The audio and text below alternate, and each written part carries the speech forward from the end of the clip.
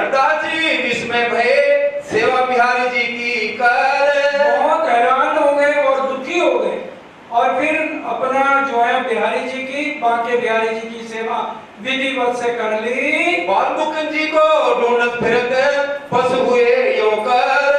बहुत दुखी हो गए, एक एक जगह रुमाल, ट्रंक, सिंहासन, बार बार की कहीं कहाँ चले गए, लेकिन कुछ भी पता नहीं चला। इन समय आए पहुंचे श्री देवचंद्र जी घर से। और अब इस समय सतगुरु देवचंद जी महाराज भी आ जाते हैं। यह हकीकत सुन के दिलगीर हुए मन में। अब जब ये सतगुरु देवचंद जी ने सुना तो उनके दिल में भी दुख हुआ कि कहाँ चले गए बालकृष्ण जी। यह चिंता तुम जिन करो भई चूक हमसे। अब सतगुरु देवचंद जी क्या कहते हैं, हे गुरुदेव आप चिंता क्यों करते हो, मैंने पहले ही कहा था मैं अभी इस काबिल नहीं हूँ कि भगवान मेरे घर आए। तुम तो हमको दे चुके वस्त आई थी हम पास। आप तो हमें दे चुके, मेरे पास वस्त आई थी, अब आप इसकी फिक्र मत करो। हरदास जी माने नहीं प्रसाद मने हो लगा। कहते हैं कमी तुम्हारे में देवचंद्र हो ही नहीं सकती, मेरी भी इतनी उम्र हो गई है, मैं तब तक प्रसाद नहीं लूंगा जब तक साक्षात मेरे को बाल मुकुंद जी दर्शन नहीं दे लेंगे। बिहारी जी को आलोकाए दो बाल भोग राजभोग। दोनों प्रातः का जो भोग लगता है सुंदर साथ जी उसको बाल भोग कहते हैं, उसके बाद जो दोपहर का लगता है उसको हम राज भोग कहते हैं। तो दोनों भोग उन्होंने बांके बिहारी जी को अर्घवा दिए। घर में सब लोगों ने और हरदास जी ने और बाकी सब ने, जैसे एकादशी का व्रत रख लिया, छोटे बच्चे थे तो उनके लिए भोजन की व्यवस्था हो गई। यूं करते मध्य रात भई बीतीत जब। अब उन्होंने तो पानी तकलीफ भी हरदास जी ने कि जब तक बाल मुकुंद जी दर्शन नहीं देंगे तब तक मैं कुछ भी अन्न ग्रहण नहीं करूंगा। अब रात के 2 बज गए और वो ताला लगाकर बाहर चौखट पर ही बैठे हुए हैं हरदास जी। हरदास जी बैठे हते कछु आंख मिची तब। हल्की सी आंख लग गई, कहाँ आए बाल मुकुंद जी साक्षात दियो दर्शन। बोलो श्री प्राणनाथ प्यारे की जय। बाल मुकुंद जी कहाँ से आए? हाँ जी अमित जी बताएंगे, कौन सी बहिष्ठ से आए? 5वीं बहिष्ठ। 5वीं बहिष्ठ में बाल मुकुंद जी हैं, 4थी बहिष्ठ में बांके बिहारी जी हैं, 5वीं बहिष्ठ में गौलोक की शक्ति ने साक्षात आए दियो दर्शन, साक्षात लिखा हुआ है, साक्षात आकर के दर्शन दिए। ओ प्रभु जी कहाँ गए थे हम ढूंढत कल पे मान। सुंदर साथ जी विचार करिए, आज निजानंद संप्रदाय के अंदर श्री प्राणनाथ जी मंदिर में हमारे सतगुरु साहब ने क्यों कहा कि आप जो है कृष्ण जी का जयकारा ना बोलो, हमारा कोई कृष्ण नाम से विरोध है क्या? लेकिन परम धाम से रांची में उतरते हुए हमें क्या सिखापन दिया? अलस्तो बेरब हूं, हमने नाम के चक्रों में नहीं उलझना। राजी महाराज तो यहाँ सोतन धारण करेंगे, लेकिन सनमंद मूल को, हमारा संबंध किससे है? राज श्यामा जी से है। और आज बाल मुकुंद जी 11 साल 52 दिन का जो धारण किया उसमें राज्य की आवेश नहीं है, जोश नहीं है, शक्ति नहीं है। वो कौन है? विष्णु भगवान जिन्होंने तन धारण किया था, वो 5वीं बहिष्ठ में अखंड है और उनके अंदर गौलोक की शक्ति है। सुंदर साथ जी, गौलोक की शक्ति ने आकर के यहाँ दर्शन दिए हैं। कया हम तो तई बैठे हते तो तुम क्यों ना दियो दीदार। वो कहते हैं बाल मुकुंद जी मैं तो वहीं बैठा था, तो हरदास जी कहने लगे फिर आपने मेरे को दर्शन क्यों नहीं दिए? कहीं तुम को पधरावते थे श्री देवचंद्र जी के द्वार। अगर इनके अंदर सोचने वाली बात है सुंदर साथ जी, राज्य ने सबको निज बुद्ध दी है, अगर राज्य की शक्ति उस तन में होती तो क्या वो ये कहते कि भी आप मेरे को देवचंद जी के घर में मत पधराओ? राज्य के अवयश ने ही तो कृष्ण जी के लिए तन धारण किया था और श्यामा जी राधिका जी बनी थी। अगर उनमें राज श्यामा जी की शक्ति होती तो वो क्यों कहते मेरे को सतगुरु देवचंद जी के घर में मत दो। सो तुमको इन स्वरूप की भाई नहीं पहचान। क्या कह रहे हैं, तुमको इनके स्वरूप की पहचान नहीं है। ये परम धाम के जो पार ब्रह्म है उनकी अर्धांगिनी श्यामा जी हैं और इन्होंने ही राधिका बनकर के रोल ड्रामा किया था, 5वीं बहिष्ठ में भी और 4थी बहिष्ठ में भी। ये जब 4थी बहिष्ठ में राधिका जी बने हुए थे, वो जो पार ब्रह्म है उन्होंने 2 लीलाएं करी थी योग माया के अंदर, एक ब्रह्मानंद की और एक भजनानंद की। ब्रह्मानंद के अंदर परम धाम का राज्य महाराज वाला श्रृंगार हुआ और भजनानंद में भी परम धाम वाला श्रृंगार हुआ। ब्रह्मानंद के अंदर राज्य महाराज जो कृष्ण जी बने थे उन्होंने मुकुट पहना हुआ था, लेकिन जब भजनानंद का उन्होंने दोबारा अंतर ध्यान के बाद आए भजनानंद कर नए श्रृंगार, बीतक साहब में चौपाई आती है। तो परम धाम वाला श्रृंगार जो आज रांची मूल मिलावे में मूल बागो अद्वैत की लाठी हाथ में लेके हम सुबह के स्वरूप में पढ़ते हैं। मूल बागा केसरिया रंग की इजार, सफेद रंग का जामा, सिंदूरिया रंग की पाग, आसमानी रंग जड़ाब की पिछोड़ी, ये परम धाम में श्रृंगार है। उसी श्रृंगार से रास के अंदर आकर के उन्होंने लीला करी थी अपनी सखियों के साथ। वापस तो वो चले गए सब शक्तियां, लेकिन जो उन्होंने वस्त्र पहने थे, जो श्रृंगार किया था, वो वहीं पर रहा। इसलिए वो बालमुकुंद जी क्या कह रहे हैं, आप इनको बांके बिहारी जी का बागा वस्त्र देना। सुंदर साथ जी जिसको समझना है बाद में भी वो ये समझ सकते हैं। उन्होंने कहा आप बालमुकुंद की मूर्ति या बांके बिहारी की मूर्ति मत देना, इनको सेवा में क्या देना है, बागा वस्त्र देना है। पहले आप समझ लीजिए फिर चौपाइयों से सुन लेना। बागा वस्त्र दे देना, क्योंकि बागा वस्त्र का क्या मतलब है, रांची महाराज परम धाम में आज जो भी श्रृंगार करके बैठे हैं उसी श्रृंगार से उन्होंने अपनी आत्माओं में नाटक के रूप में जो लीला करी, तो परम धाम वाला मूल बागा पहना हुआ था। इसलिए उन्होंने हरदास जी को कहा कि आप अगर देवचंद जी दलगीर होंगे तो आप इनको मूल बागा वस्त्र दे देना। और दूसरा, अब हरदास जी कहने लगे मैंने तो गुरु बन के इनसे बहुत सेवा कराई, दिन में 4-4 बार ये मेरे को नहलाता था, 4-4 बार मंदिर धोता था, मेरे घर के जूठे बर्तन सफाई और सारे काम में इनसे कराता रहा, अब मेरा प्रायश्चित कैसे होगा। उन्होंने कहा कि अगर एक गुरु अपने शिष्य के चरणों में दंडवत प्रणाम कर दे और अगर सतगुरु देवचंद जी आपको अपने हाथों से उभार दे, तो आपने जो भी इनसे सेवा कराई है वो सारे गुनाह आपके माफ हो जाएंगे, क्योंकि आपको अभी तक इनके स्वरूप की पहचान नहीं थी। सारी बात बालमुकुंद जी ने उनको समझाई। अब एक एक शब्द आप वाणी से सुनिए। मैं इनकी सेवा ना सह सकूं ऐसा बोलो श्री प्राणनाथ प्यारे की वो कहते मैं आज विष्णु भगवान इन्होंने मेरे को पहली बार अखंड किया है। आज तक रामायण के अंदर चौपाई नेति नेति जहां वेद निरूपा निजानंद निपाति अनुपा शंभु विरंची विष्णु भगवाना उपजय जासो अंश तेराना, करोड़ों बार ब्रह्मा विष्णु महेश इस ब्रह्मांड में आते हैं, अपना समय पूरा करते हैं। 4 तरह की परले में, महापरले के अंदर 14 लोग 5 तत्व 3 गुण के अंदर हमारा सबका लय हो जाता है। ये उनकी अर्धांगिनी, इनकी मेहर से मेरे को पहली बार अखंड मुक्ति मिली है और आज मैं अखंड हूं। बताओ मैं इनकी सेवा कैसे करवा सकता हूँ। जो दिल की है श्री देवचंद्र जी ये बात सुन के, अगर ये बात सुन के देवचंद जी महाराज दलगीर होंगे तो वस्त्र सेवा दीजियो, तुम मोहे ना दीजियो इन्हें। मेरे को मत देना, इनको बाकी प्यारे जी की वस्त्र सेवा दे देना। अब प्रभु जी तुम्हें कहाँ हो, कहीं में बैठो भाई ठोर। अब पूछा, हे प्रभु अब आप कहाँ पर हो?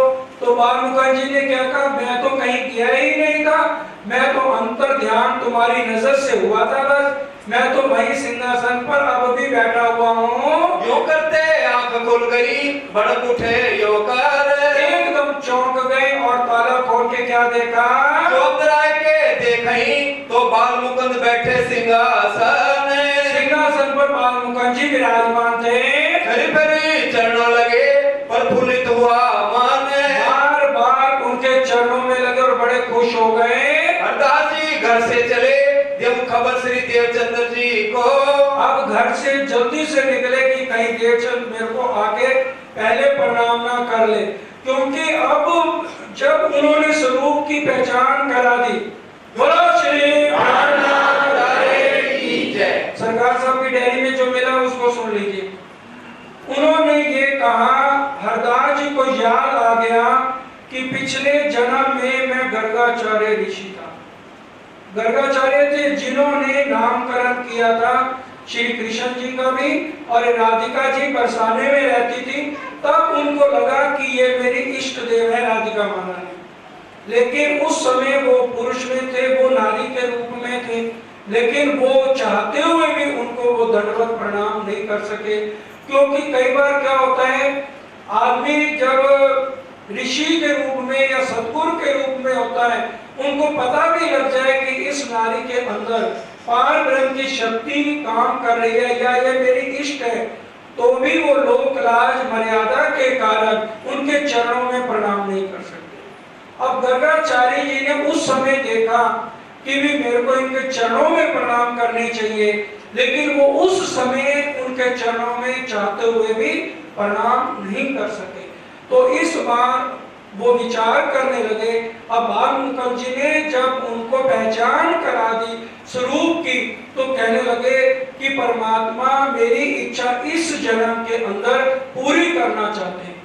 तो वो उतावले हो गए कि मेरे को तो ये मेरी राधिका जी हैं जिन्होंने जो है मैंने इनका नामकरण बरसाने में किया था, और ये मेरी इष्ट देव हैं, आज मेरे को इनके चरणों की धूली मिल जानी चाहिए।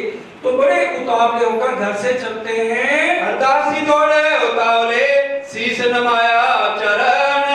डर नहीं थे कहीं देवचंद जी पहले मेरे चरणों में प्रणाम ना कर दे, तो दौड़ के हरदास जी महाराज उनके चरणों में दंडवत प्रणाम करते हैं। कहीं हरदास जी कहा करत हो, हाथों उठाया तीन। उन्होंने ये कहा अगर हाथों से उठा ले, तो देवचंद जी महाराज ने अपने हाथों से उठाया कि परमात्मा नाराज हो जाए कोई बात नहीं, अगर कोई योग्य गुरु है तो वो भी चाहेगा तो वो परमात्मा को मना लेगा और अपने शिष्य को भव से पार कर देगा। और आप अगर परमात्मा भी मेरे से नाराज हो गए, अंतर ध्यान हो गए, और आप आज गुरुदेव मेरे चरणों में दंडवत कर रहे हो, बताओ मैं तो कहीं का भी नहीं रहा, भगवान भी नाराज हो गए और गुरु भी नाराज हो गए।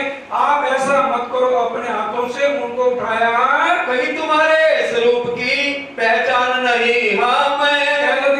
देवचंद जी महाराज मुझे आपके स्वरूप की पहचान नहीं है। आज दिन लगे हम सेवते, कबू दर्श नहीं साक्षात। कहने लगे 12 साल में बिंद्रा बन रहा, राजा की नौकरी छोड़ करके राजा मेरे को बुलाता रह गया, मैं राजा के पास नहीं गया, और यहाँ भोजनगर में भी आए, मेरी उम्र बीतने को आई, आज तक बालमुकुंद जी ने मेरे को साक्षात दर्शन नहीं दिए। पूरी उम्र मैं मरने को आ गया, आपकी कृपा से, कह रहे आपकी कृपा से साक्षात बालमुकुंद जी ने दर्शन देके आपके स्वरूप की पहचान कराई है। आप राधिका रानी श्री कृष्ण जी की हो, और आपके अंदर ही पार ब्रह्म ने लीला करी थी, और मेरी सेवा करो इन देवो तुम जीने। और बालमुकुंद जी ने साफ कह दिया है कि आपके घर में मैं बालमुकुंद जी को ना पधराऊं। जो है श्री देवचंद्र जी दलगीर, तो दीजो वस्त्र सेवन। अगर देवचंद जी दलगीर हो तो बागा वस्त्र सेवा दे देना। तब पूछा श्री देवचंद्र जी, पाए बालमुकुंद तुम? अब कहने लगे बालमुकुंद जी मिल गए आपको। आए दरदास जी के घरों मगन होए रोशन। अब कहने लगे अरे भाई उन्होंने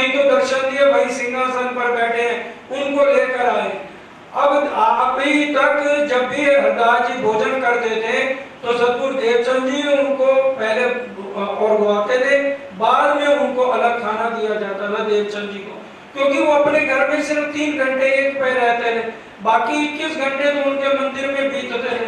अब आज जो है हरदास जी ने अपने सामने बैठाया, क्या कि पहले मैं तुम्हें और गाऊंगा, लेकिन वो जिद करने लगे ये मैं नहीं होने दूंगा, तो दोनों एक ही सिंहासन पर बैठाया गया, चाकला लगा दिया गया नीचे, दोनों इकट्ठे बैठ के अब इस समय और उठते हैं। दो जने दीदार करके लिया प्रसाद जो ईत, दोनों जने पहले भोग लगा के फिर दोनों जने प्रसाद लेते हैं। इन विध भोजनगर में भाई कई भांत बीतक। अब यहाँ पर भोजनगर में कई तरह के छोटे छोटे किस्से हुए, लेकिन मोहम्मद लाल दास जी ने बहुत इशारे में सब बातों को कहा है। जामा बाके बिहारी जी का दिया सेवने को, साफ शब्द क्लियर कह रहे हैं, बालमुकुंद जी का जामा नहीं दिया गया सुंदर साहब जी, क्योंकि रास के अंदर ही राजी महाराज ने जो आकर के नाटक लीला की थी, परम धाम का श्रृंगार किया था, इसलिए बाके बिहारी का जामा वस्त्र दिए गए हैं। श्री देवचंद्र जी सिर चढ़ाए के लाए अपने घर में। अब देवचंद जी उनको लेकर आ जाते हैं अपने घर में, लेकिन उनके दिल में बिरहा बहुत है कि भी इतनी उम्र हो गई, 26 साल के होने वाले हैं सुंदर साहब जी, ध्यान दीजिए, सदगुरु देवचंद जी की उम्र 26वां साल शुरू हो चुका है और 3 वर्ष से ही दिल में उथल पुथल मची हुई, 23 साल होने को आए, बिरहा के अंदर रहते हैं और भजन भी बोलते रहते हैं बिरहा के।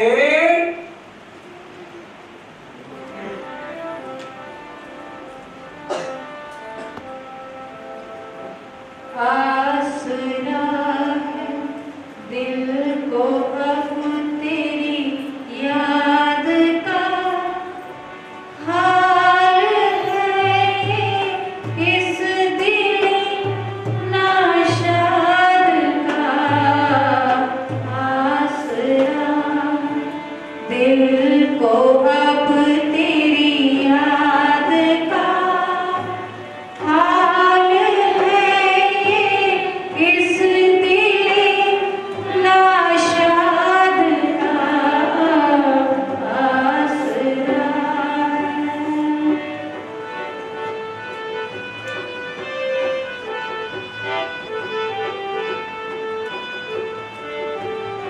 रूबरू की बात ही कुछ और है, रूबरू की बात ही कुछ और है। मौका दीजिए इश्क के इजहार का। आसरा है दिल को अब तेरी याद का, हाल है इस दिल नाशाद का। आसरा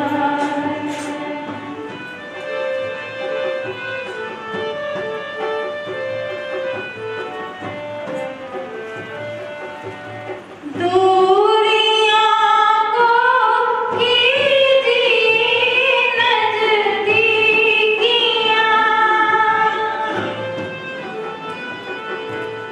दूरियां को कीजिए नज़दीकियां। मेरा हर लगमा है एक फरियाद का।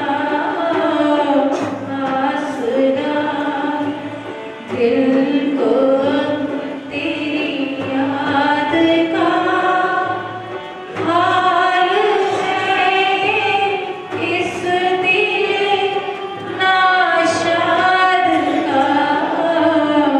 आसरा 26 साल उम्र होने को आई सदगुरु देवचंद जी की और बिरहा में है, एक मंगा दीदार तो ही जा दूजी मिठड़ी गल सुनाए।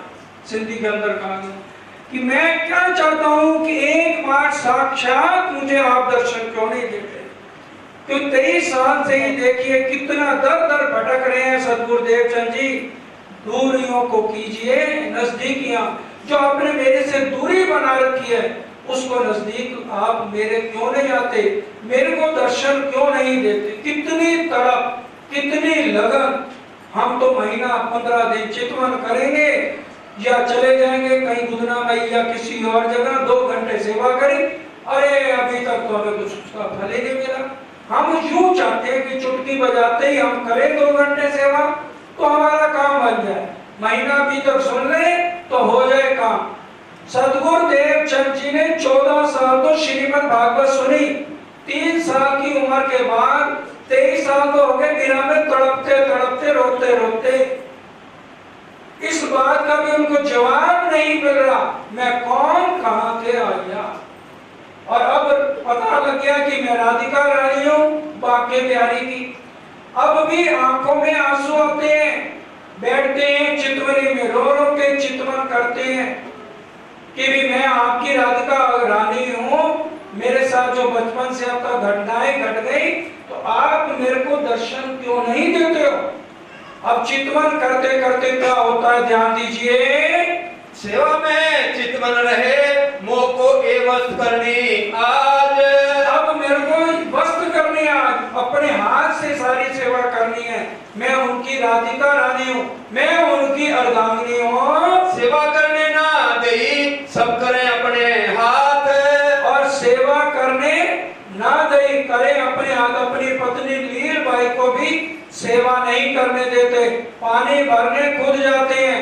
अगर किसी की परछाई पड़ जाए बाल्टी गिरा देंगे, 2 मील घर से दूर है जहाँ कुआं है वहां पानी भर के आते हैं। किसी पशु पक्षी की परछाई भी पड़ जाए पानी गिराते हैं, फिर दोबारा जाते हैं, फिर परछाई पड़ गई, चाहे कितनी भी मेहनत करनी पड़े, खुद चौका देते हैं, खुद बर्तन साफ करते हैं, खुद भोग बनाते हैं, खुद उनको अर्घाते हैं, खुद चितवन करते हैं। सारा दिन इसी में इनका बीतता है। तब श्री देवचंद्र जी ने कहा नहीं तेरो ये काम है। अब लीलबाई को अड़ोस पड़ोस की औरतें आके ताना मारने लगी, कहने लगे भी तू तो भाग्यवान है, बहुत अच्छी तू तो पत्नी, तेरे को कितना अच्छा पति मिला है, तेरे को काम ही नहीं करना पड़ता, पटरानियों की तरह घर बैठी रहती है। पति खाना बनाए, पति जो है पानी भरने जाए, पति झाड़ू लगाए, ऐसी पति नहीं मिल जाए, किसी पति मिल जाए उसकी तो जिंदगी संवर गई। अब टॉन्टिंग जब उसको बार बार औरतें करने लगी तो आकर के कहती है पतिदेव आप मेरे को ये काम क्यों नहीं करने देते। वो कहने लगे भाई सेवा होती है भाव से। अब वो मेरे पति हैं लेकिन तू इस दर्द को नहीं जान सकती, तेरे को स्वरूप की पहचान नहीं है।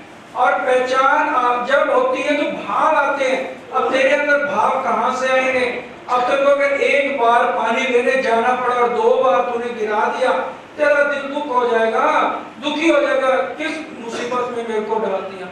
इसलिए मेरा हुक्म है तेरे को, तू मेरे माँ बाप की सेवा कर, मैं तेरे पे बहुत खुश हूँ। इसलिए कोई भी तेरे को कुछ कहता है उसकी बात की परवाह मत करो। है मेरो प्रेम स्वरूप सो तामे होवे भांग। मेरा प्रेम स्वरूप सो उप स्वरूप के साथ मैं जो विरह और प्रेम से सेवा करता हूँ वो तुम ना कर पाओगी। हमेशा चितवन करें रहे सेवा के साथ। हमेशा क्या करें, क्या करें बोल तो दो। हम रोज करते हैं, हम हाथी के कदमों पे कदम रख रहे हैं। हम चाहते हैं कि राज्य में दर्शन क्यों नहीं देते, हमारे से बात क्यों नहीं करते। 37 साल लग गए सदगुरुदेव चंद जी को, और आज तो राज्य महाराज ने हम सुंदरलाल को मक्का निकाल के दे दिया। हम लगातार चितवन करें तो राज्य क्यों नहीं बात करेंगे। क्या हमारी आत्म परम धाम की नहीं है क्या सुंदर साथ जी। इंद्रावती यही तो कहती है कि भी आपको दर्शन होते हैं सदगुरु महाराज, आप देख देख के वर्णन करते हो, मेरे को क्यों नहीं होते। तो उन्होंने अपना अपा देखा, अपनी पर आत्म को देख लिया था इंद्रावती जी ने। आज हमारे दिल में तड़प ही नहीं आती कि हमने अपने असली तन को देखे या राज्य से 2 बातें करें, उनके दर्शन करें। हम चितवन ही नहीं करते, मंदिर में बैठे हैं, अगर अभी कहा जाए हाथ खड़े करो तो मुश्किल से 10 हाथ खड़े होंगे जो चितवन करते होंगे हर रोज बिना नागा। जब तक आप चितवन नहीं करोगे तब तक राज्य से आपकी बात हो ही नहीं सकती। और कम से कम तो घंटा होना चाहिए, नहीं कि आधा घंटा तो हम करें चितवन। 25 पक्षों में अभी तक हमें यही नहीं पता पहले पक्ष में क्या आता है। आगे भी पूछा था, किसी का भी हाथ खड़ा नहीं, वो सब गलत बताने लग गए। हमें पता ही नहीं पहले पक्ष में क्या आता है।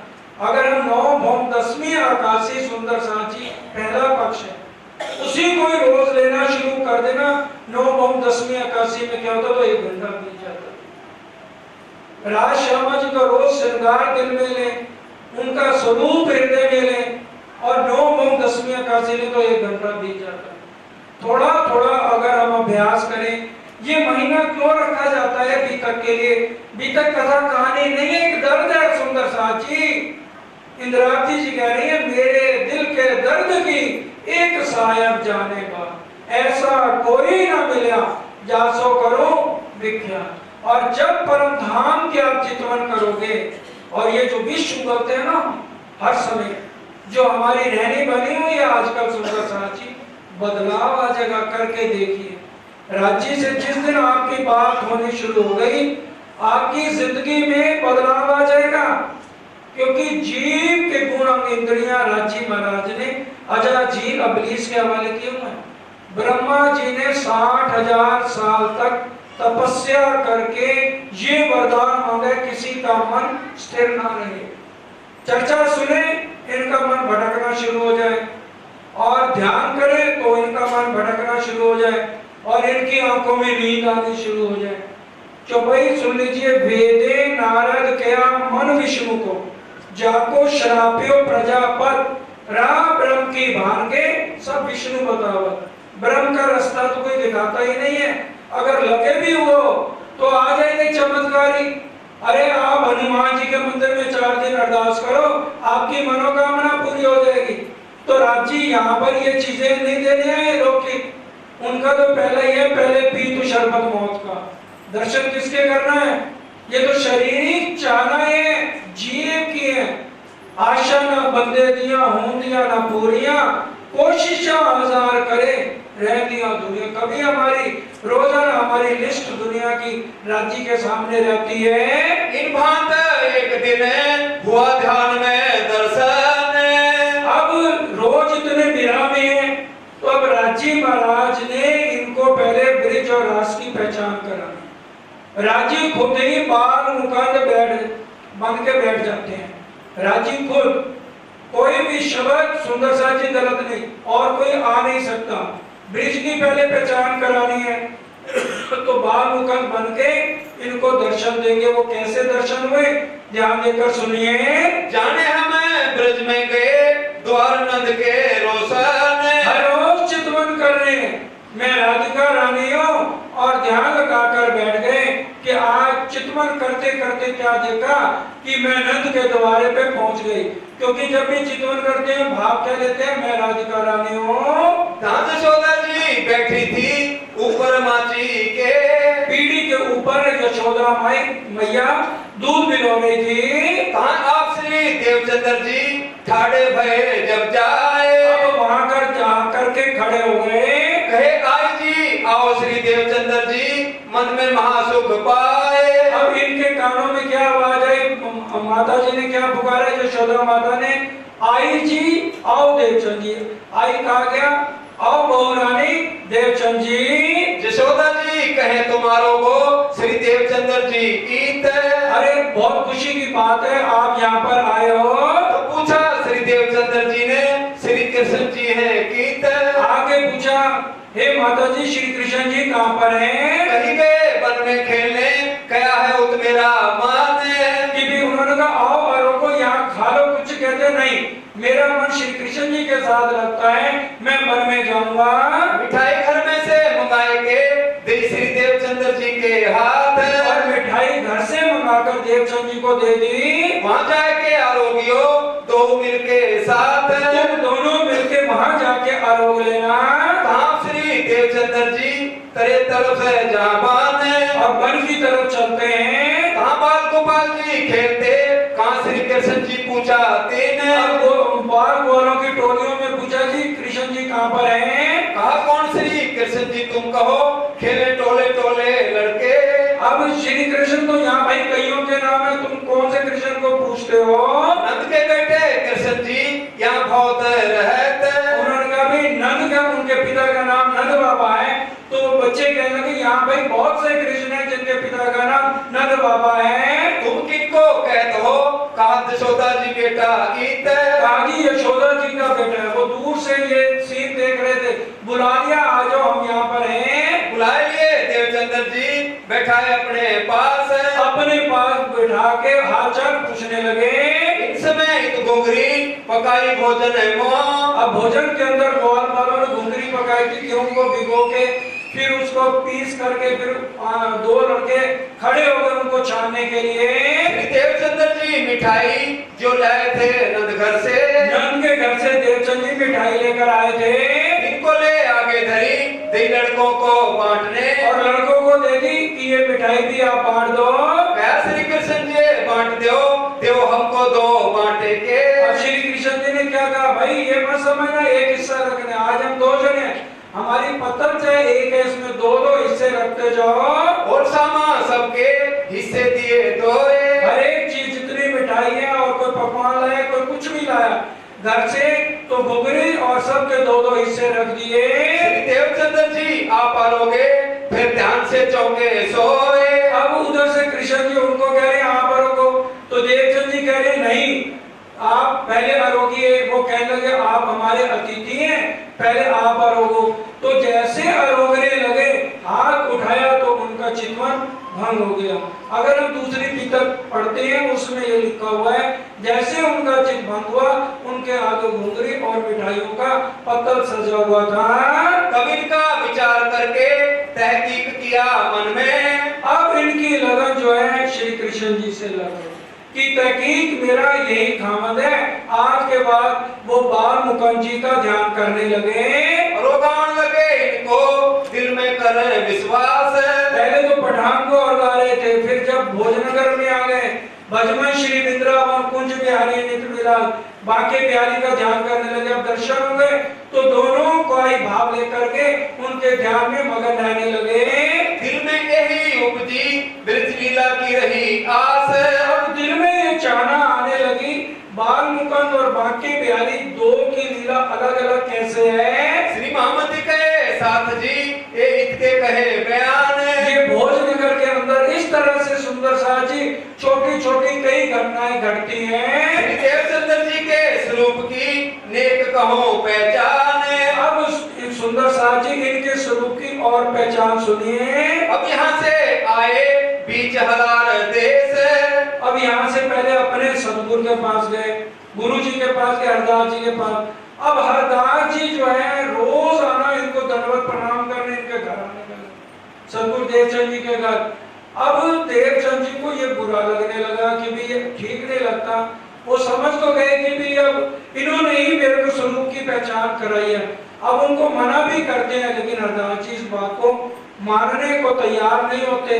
वो कहने लगे जो बात समाज को अच्छी ना लगे वो बात हमें नहीं करनी चाहिए। इसलिए वो गुरुदेव जी के पास गए और उनको कहने लगे मेरे को बाल मुकुंद जी और बाके बिहारी जी की सारी लीलाओं का वर्णन सुनना है। तो कहने लगे देखो सुनाने को तो मैं भी तुम्हें यहाँ सुना सकता हूँ, लेकिन तुम्हारे अंदर इतने प्रश्न हैं, उन प्रश्नों का मैं जवाब दे नहीं सकता।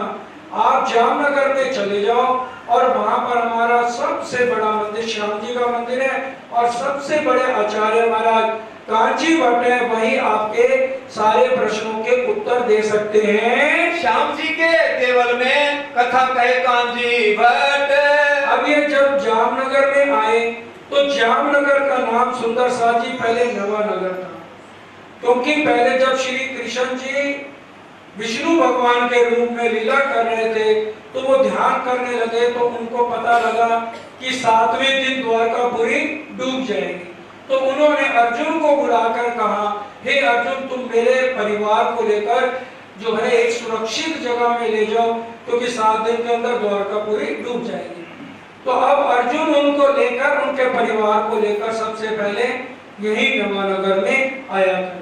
और उसके बाद कच्छ का राजा था, वो जीत कर यहाँ पर आए तो उन्होंने इसका नाम जो है जामनगर रख दिया, जिसको आज हम नौतमपुरी भी कहते हैं। निष्ठा ले सुनने लगे हुए वल्लभियों से खटपट। अब वल्लभियों से खटपट शुरू हो गई। अब वल्लभी कौन थे? बड़े बड़े सेठ साहूकार थे। कांची भट्ट जब चर्चा करते हैं तो पूरे का पूरा कचा कचाल भर जाता है, और सब बड़े बड़े सेठ हैं। अब ये आकर के उनसे खटपट क्या हो गई? ये कहते हैं बाल मुकुंद और बांके बिहारी दो जनों की लीला अलग अलग है अभी तक, क्योंकि अब इनसे उनको खटपट होने लगी कि अरे एक भगवान की आप दो लीलाएं कैसे कहते हो? जलपान को तब करें जब आहार देवे आता मैं। अब श्रीमद् भागवत सुननी शुरू करी। अब इस समय सदगुरु देवचंद जी की पूरी उम्र 26 वर्ष की सुंदर साथी हो जाती है, और अब ध्यान से हर रोज बिना नागा 14 साल रोज, ये नहीं महीने में एक दिन, हमारी गोष्ठी तो महीने में एक दिन, उसमें भी सुंदर साहब कुछ नहीं आते जी हमें ये काम पड़ गया वो काम पड़ गया। और अब ये सीखो ना, इस समय ये सिखापन किसके लिए है? हम सुंदर साथ के लिए। 14 साल आप पूरी जिंदगी भी लगा दोगे तो भी हम लोगों के 14 साल सुंदर साथी नहीं बनेंगे। 14 साल निष्ठावन, और एक ही आसन पे बैठकर, अपना आसन भी नहीं बदलते थे, क्योंकि एक ही आसन पे बैठने से सिद्धि प्राप्त हो जाती है। अब रोजाना बिना नागा निष्ठा बंद होकर श्रीमद् भागवत ग्रहण करने लगे। और जो उसमें लिखा है, श्रीमद् भागवत के 11वें स्कंद के 22वें अध्याय में लिखा है कि परमात्मा ने हमें दो चीजें दी हैं, एक आत्मा और एक ये शरीर मन जिसको कहा जाता है। और जो आत्मा को पहले खुराक, जो चीज को आप पहले सुबह खुराक दोगे वो बलवान हो जाएगी। अगर आप आत्मा को पहले खुराक दोगे कि वाणी पढ़ ली, चितवन कर ली, तो उसी का बल रहेगा, शैतान अंदर कम आएगा। और अगर हम पहले मन को खुराक देनी शुरू कर देंगे, शरीर की खुराक शुरू कर देंगे, अब जैसे कई बार घर में कहते हैं रोजी पहले नाश्ता कर लेते हैं बाद में पाठ पढ़ लेंगे, तो हमने मजबूत किसको कर दिया? मन को कर दिया, अजाचील को कर दिया। वो हमारे पे भारी पड़ जाएगा। बाद में हम कई बार सोचेंगे भी नहा के पाठ पढ़ते हैं, इतनी देर में 4 सहेलियां आ जाएंगी, उनके साथ गप्पे बैठते बैठते फिर दोपहर का खाना बना, सारा दिन यूं ही बीत जाएगा। और पहले अगर सुबह उठते ही आप आत्मा को खुराक दोगे तो आत्मा बलवान बन जाएगी। एक बार इसको खुराक दोगे सारा दिन आप माया के काम करते रहो। अब एक बार की बात है, नारद भगवान ने कहा आपका सबसे बड़ा भक्त कौन है? उन्होंने कहा जी मेरा सबसे बड़ा भक्त जो है मंडई में रहता है, वो किसान है, वो मेरा सबसे बड़ा भक्त है। नारद जी को बड़ा गुस्सा आया, हर समय मैं इनके साथ रहता हूँ, मेरे को तो भगत ही नहीं बताया। आगे दोनों भेष बदल के कि भाई हम बाहर से आए हैं, एक दिन आपके घर रहेंगे। उनके घर रुक गए। अब देखा किसान सुबह 3 बजे उठ रहा, नहा धो के 4 बजे पाठ करने बैठ गए, 3 घंटे 2.5 घंटे पूरा पाठ पूजा करके ध्यान करके फिर अपने खेतों में चला गया। शाम को आया तो फिर वही रात को 1 घंटा 1.5 पाठ किया और सो गया। कहते बस यही आपका भगत है, सारा दिन तो माया का कीड़ा बना हुआ, आप इसको भक्त कहते हो। विष्णु भगवान ने कहा नारद ऐसे ये ले तेल का कटोरा, तू ये एक चक्कर लगा के, और ध्यान रहे एक बूंद भी गिरी ना इसमें से तेल की तो तेरे को सजा मिलेगी। अब नारद भगवान ने बड़े ध्यान से तेल ना गिर जाए, तेल ना गिर जाए, पूरा लबालब भर दिया विष्णु भगवान कटोरे को। अब चक्कर लगा के आया, विष्णु भगवान ने कहा बोल भाई कितनी बारी तूने मेरे को याद किया? याद क्या करता आपको? तेल गिर जाता, आपने कहा एक बूंद नहीं गिरनी चाहिए। अरे तू घर गृहस्थी को क्या आसान समझता है? इंसान 84 लाख योनियां भोगने के बाद मानव तन में आता है। अगर वो सुबह तू बता 3 घंटे पाठ करता है, घंटा रात को करता है, सारा दिन माया का काम करता है, तेरे से कोई एक कटोरा तेल दिया और तूने एक बार भी मेरा नाम नहीं लिया, तो बता बड़ा भक्त तू है या वो है? तो अब ये यहाँ पर सतगुरु देवचंद जी ने नियम बना दिया, ऊपर वाले ने हमें 2 चीजें दी हैं। अगर हम आत्मा को पहले खुराक दे लेंगे, आत्मा बलवान बन जाएगी, और आत्मा बलवान बन गई तो दिल में कभी भी शरीर के अंदर विकार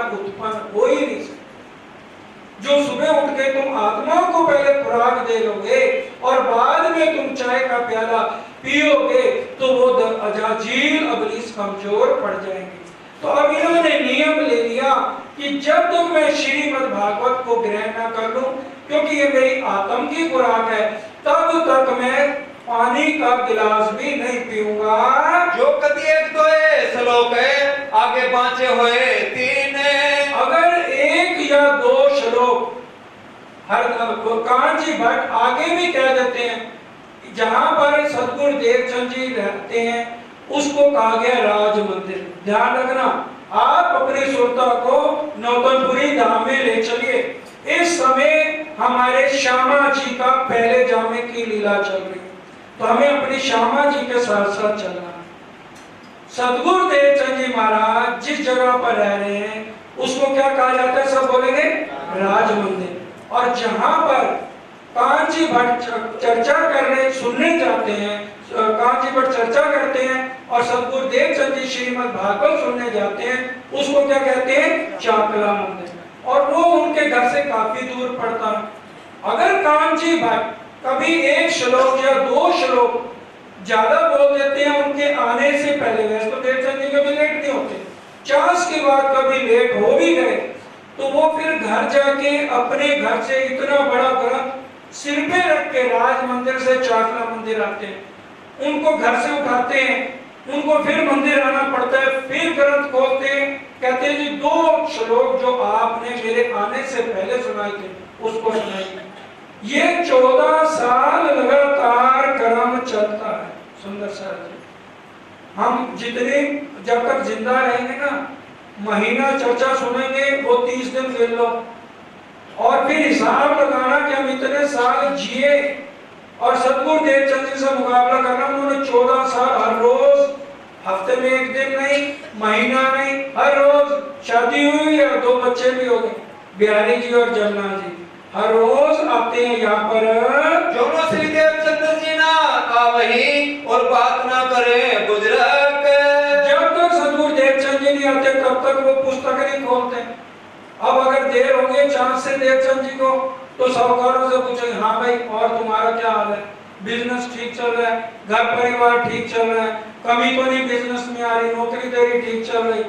अब वो सोचने लगे, अरे ये क्या बात हुई, ये देवचंद जी क्या नया आ गया, इसने तो हमारे सबका गड़बड़ कर दिया, हम इतने बड़े साहूकार और ये एक गरीब लड़का मंदिर आता है और सबसे ज्यादा इसको इम्पोर्टेंस दी जा रही है। सोमारक बलबीमी ने बहुत खटपट हमेशा व्यवहार।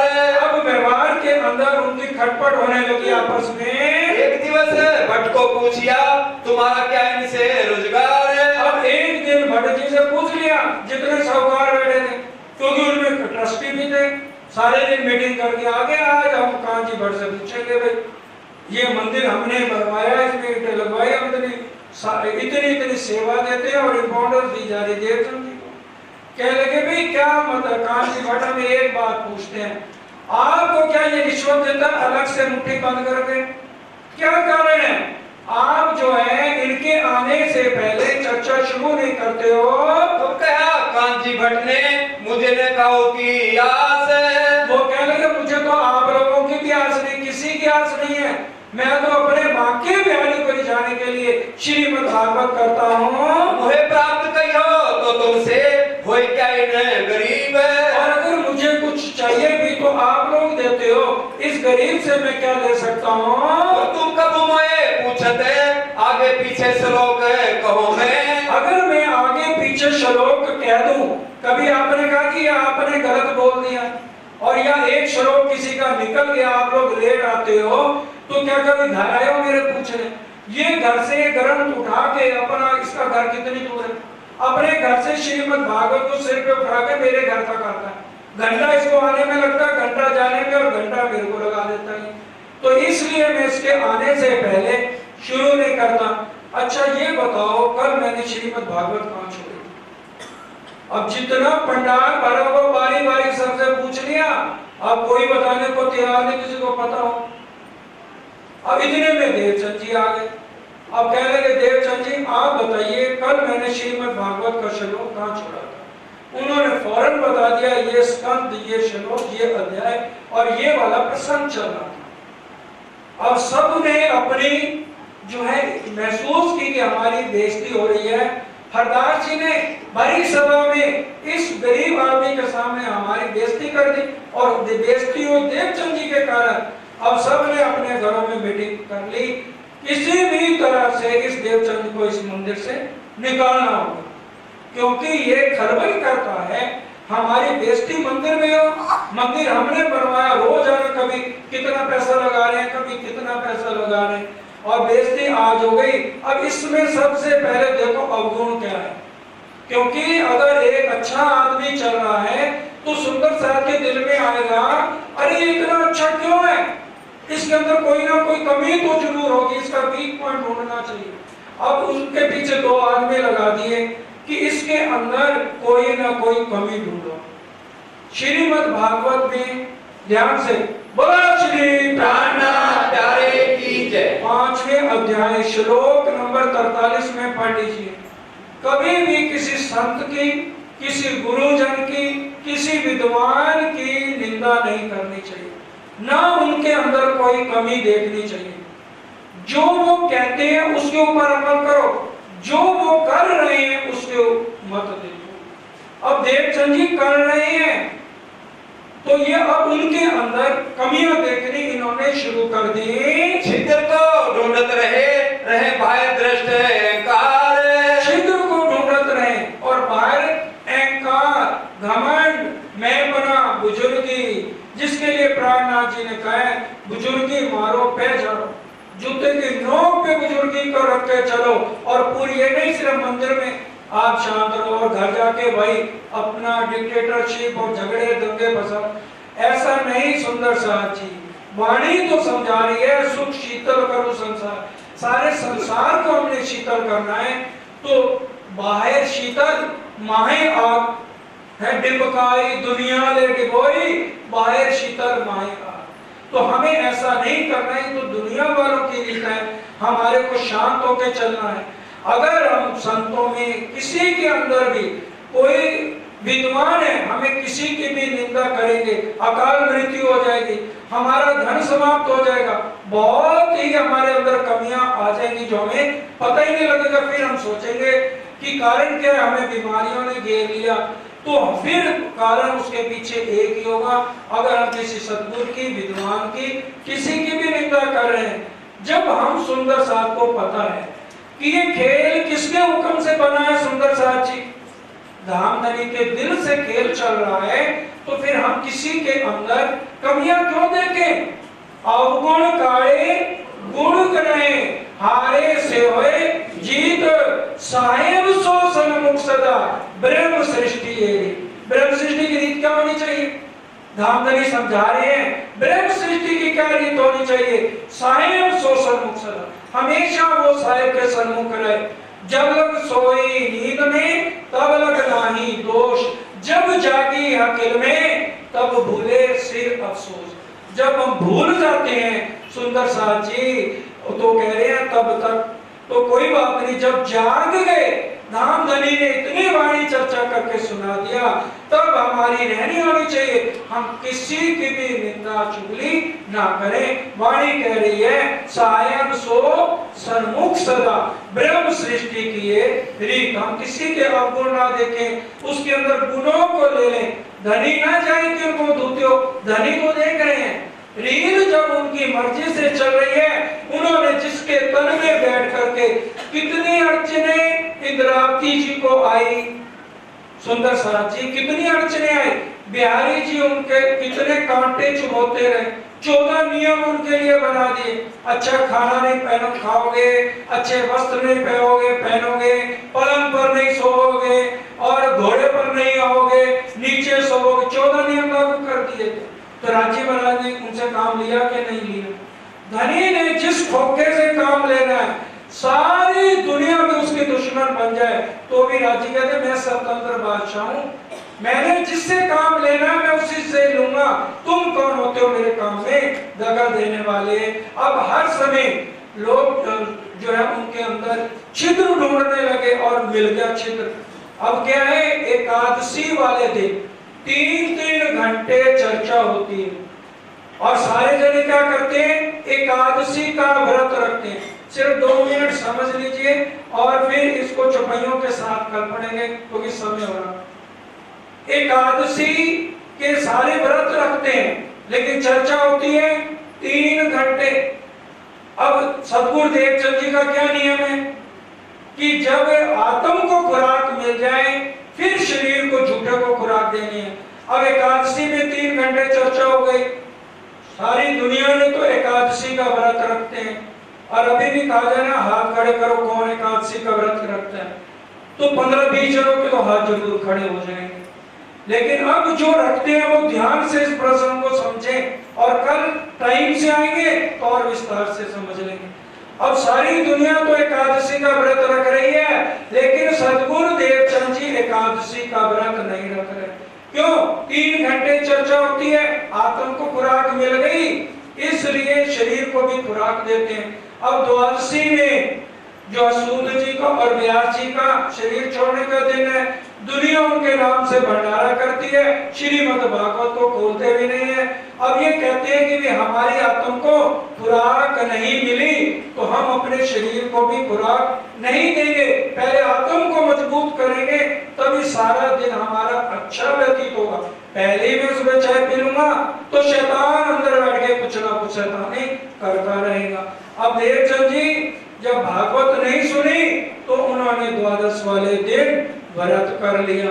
अब करोड़ एकादशी का व्रत करने पर सुंदर साथ जी स्वर्ग की प्राप्ति होती है।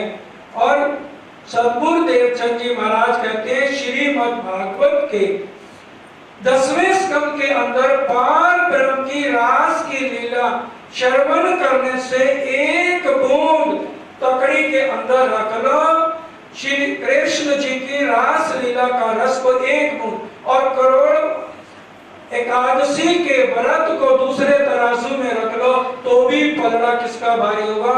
श्री कृष्ण के रास की लीला के रस की एक बूंद लेने से हम भवसागर से पार हो जाएंगे। इतना बल है श्री कृष्ण की रास लीला के रस का रसपान करने से। और अगर एकादशी के करोड़ व्रत रखते हैं तो हमें स्वर्ग की प्राप्ति होती है।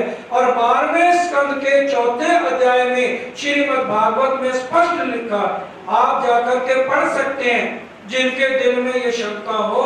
श्रीमद् भागवत के 12वें स्कंद के 4थे अध्याय में पढ़ लीजिए कि जब महाप्रलय होती है तो 14 लोक 5 तत्व 3 गुण का लय हो जाता है। तो करोड़ एकादशी का व्रत तो कोई भी एक जन्म में कर नहीं सकता। एक महीने में 2 एकादशी होती हैं। आदमी 100 साल भी जिए, बचपन से भी माँ बच्चे को उसको एकादशी का व्रत रखा है तो 100 साल में कितनी एकादशी का व्रत? 2400 और 1 करोड़ कब हो पाएंगे? तो 1 करोड़ एकादशी के व्रत के बाद श्री कृष्ण कहते हैं फिर मैं तुम्हें प्रसाद अपना दूंगा, तब तुम्हें स्वर्ग की प्राप्ति होगी। और यहाँ पर अगर हम श्री कृष्ण के रास की लीला के रस की एक बूंद भी हमारे अंदर चली गई तो हम 14 लोक से पार हो जाएंगे। तो ये सतगुरु महाराज उनको बताते हैं। ये सारा प्रसंग सुंदर सा जी ये चौपाइयों द्वारा कल सुबह समझना।